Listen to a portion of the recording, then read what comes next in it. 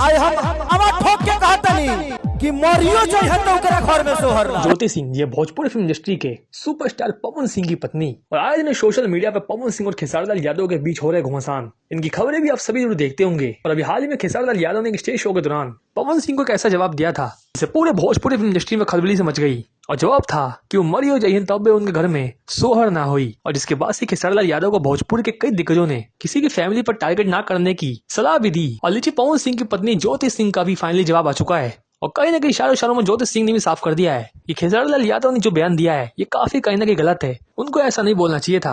हालांकि दूसरी तरफ ज्योति सिंह के वकील का भी बयान आया है जिसमें उन्होंने साफ कर दिया है कि पवन सिंह और ज्योति सिंह एक होंगे तो सोहर भी बजेगा और सारे विवाद भी खत्म होंगे। वैसे 100 बात की एक बात तो ये है कि पवन सिंह अभी हाल ही में एक बार फिर से बलिया के कोर्ट में पेश होने वाले हैं और शायद ये आखिरी तारीख होगी जिसमें कोर्ट फैसला करेगा कि पवन सिंह ज्योति सिंह एक साथ रहेंगे या फिर इनके बीच होगा तलाक। वैसे ज्योति सिंह के जवाब पर आप सभी की क्या है राय, क्या कुछ कहना चाहते हैं, ज्यादा कमेंट बॉक्स में मुझे बताइएगा। और वीडियो फिलहाल इतना ही, मिलता है वीडियो में। धन्यवाद।